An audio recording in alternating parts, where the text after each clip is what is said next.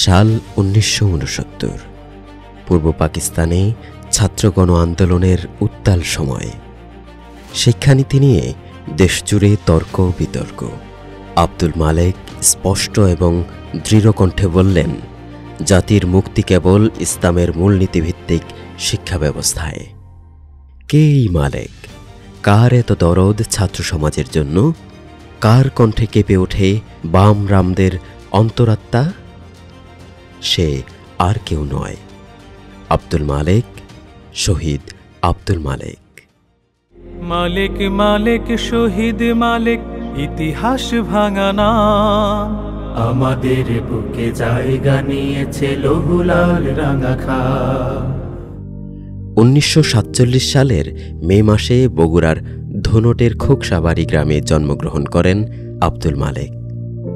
শৈশব থেকেই অসাধারণ প্রতিভার স্বাক্ষর রেখে রাজশাহী বোর্ডে এসএসসি ও এইচএসসিতে শীর্ষস্থান অর্জন করে পৌঁছে যান ঢাকা বিশ্ববিদ্যালয়ের জৈব রসায়ন বিভাগের ছাত্র হিসেবে। কিন্তু মালেকের স্বপ্ন ছিল কেবল ব্যক্তিগত সাফল্য নয়, ছিল একটি প্রজন্মকে ইসলামী মূল্যবোধে গড়ে তোলা। 60-এর দশকের উত্তাল ছাত্র রাজনীতিতে তিনি হয়ে ওঠেন ইসলামী শিক্ষা ব্যবস্থার অগ্রসেনানী। তিনি স্পষ্ট উচ্চারণে জানান, জাতির মুক্তি সম্ভব কেবল ইসলামের মূলনীতিভিত্তিক ঐক্যবদ্ধ শিক্ষা ব্যবস্থার মাধ্যমেই। 2রা আগস্ট 1969 পূর্ব পাকিস্তানের শিক্ষা ব্যবস্থা কিরূপ হবে তার উপর ঢাকা বিশ্ববিদ্যালয়ে এক শিক্ষানীতি আলোচনা সভা আয়োজন করে national institute of public administration, NIPA. মাত্র 5 মিনিটে আব্দুল মালেক বদলে দেন পুরো সভার ধারা। যুক্তি, বাগ্মিতা আর দৃঢ় বিশ্বাসে সবাইকে নিয়ে আসেন ইসলামী শিক্ষার পক্ষে। এতেই ক্ষিপ্ত হয় ইসলাম বিদ্বেষীরা। আমরা পেয়েছি যে জন্য সেই উদ্দেশ্য হিসাবে 1938 সালে শেরেবাংলাকে ফজলুল্লাহ সাহেব পাঁচটা সম্মেলন ঘোষণা করেছিলেন যে আমরা পাকিস্তানের বুকে একটি ইসলামী শিক্ষা ব্যবস্থা প্রবর্তন করতে চাই। শহীদ আব্দুল মালেক তার বক্তব্যে শিক্ষার নৈতিক ও আদর্শিক ভিত্তি প্রতিষ্ঠার উপর জোর দেন এবং মনে করেন শিক্ষা এমন হওয়া উচিত যা শিক্ষার্থীদের মধ্যে নৈতিকতা, সততা ও দেশপ্রেম জাগ্রত করবে। তিনি তৎকালীন শিক্ষা ব্যবস্থায় ইসলামী শিক্ষার অভাবের কথা তুলে ধরে ইসলামী শিক্ষানীতি প্রণয়নের প্রয়োজনীয়তা ব্যাখ্যা করেন। পাশাপাশি ধর্মনিরপেক্ষ শিক্ষা ব্যবস্থার তীব্র বিরোধিতা করে তিনি জাতির ভবিষ্যৎ প্রজন্মকে ইসলামী মূল্যবোধে গড়ে তোলার আহ্বান জানান। 12ই আগস্ট টিএসসিতে আরেকটি সভা। উদ্দেশ্য ইসলামী শিক্ষার বিরোধিতা। সেখানে সুযোগ না পেলেও ইসলামী শিক্ষার পক্ষে ব্যঙ্গ শুনে তিনি প্রতিবাদ করেন। শিক্ষার্থীরা স্লোগান তোলে, ইসলামী শিক্ষা চাই। ক্ষোভে ফেটে পড়ে প্রতিপক্ষরা। মালেক তার সঙ্গীদের নিরাপদে সরিয়ে দিলেন, কিন্তু নিজে ফিরতে পারলেন না। টিএসসির মোড়ে ওত পেতে থাকা সন্ত্রাসীরা রড ও হকি স্টিক নিয়ে ঝাঁপিয়ে পড়ে তার উপর। তাকে টেনে নেয় রমনা রেসকোর্স ময়দানে। মাথার নিচে ইট দিয়ে, উপরে ইট ও লোহার রড দিয়ে আঘাত করে। রক্তে ভেসে যায় তরুণ দেহ। 3 দিন হাসপাতালে গুরুতর অসুস্থ থেকে 15ই আগস্ট 1969 শাহাদাতের অমীয় সুধা পান করলেন আব্দুল মালেক। জানি না আর ফুটবে কিনা এই বাগানে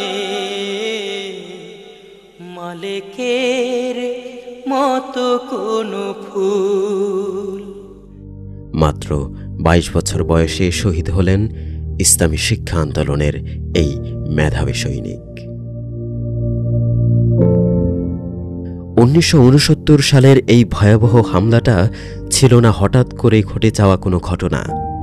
এটি ছিল পূর্ব পরিকল্পিত, সংগঠিত আর পরিচালিত ঢাকা বিশ্ববিদ্যালয়ের তৎকালীন বামপন্থী এবং ধর্মনিরপেক্ষ ছাত্রনেতাদের হাতে। প্রত্যক্ষদর্শীরা বলেন, ছাত্রলীগ আর ছাত্র ইউনিয়নের ক্যাডাররা যৌথভাবে ফাঁদ পেতেছিল মালেকের জন্য। এই হামলার নেতৃত্বে ছিলেন তৎকালীন ডাকসুর ভিপি, সর্বদলীয় ছাত্র সংগ্রাম পরিষদের আহ্বায়ক তোফায়েল আহমেদ।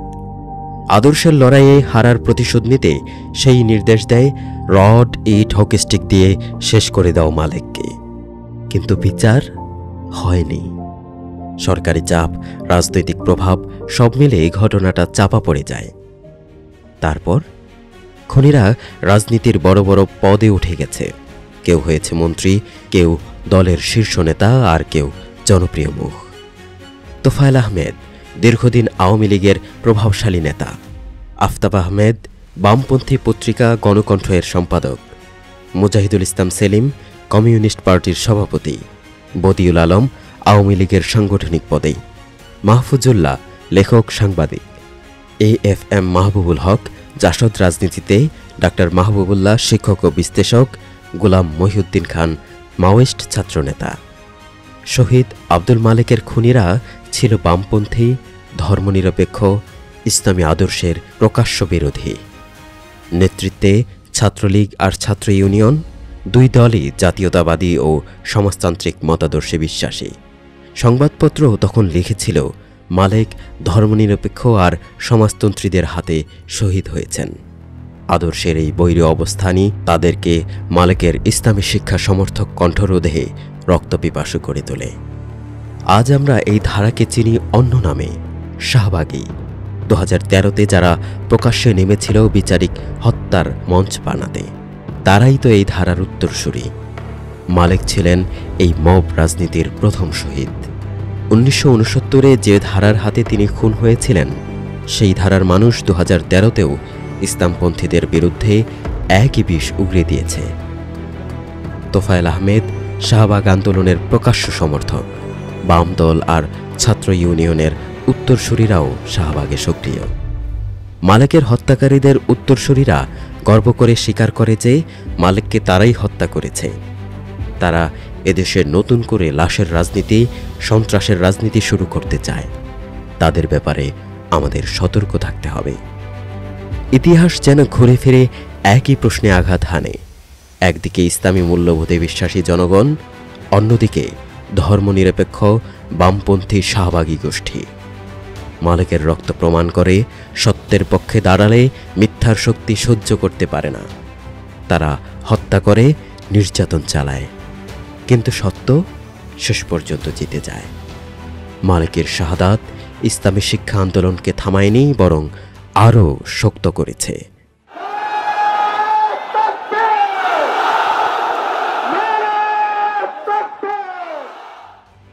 খুনিরা ইতিহাসের আস্থা করে, আর মালেক প্রেরণা হয়ে আছেন তরুণদের হৃদয়ে।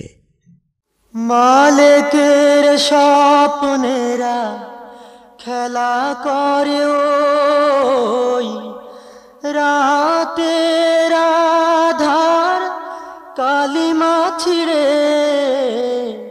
শিকারীর বুলেটে আহত পাখি থামে না তো হায়, উড়ে যায় নিড়ে।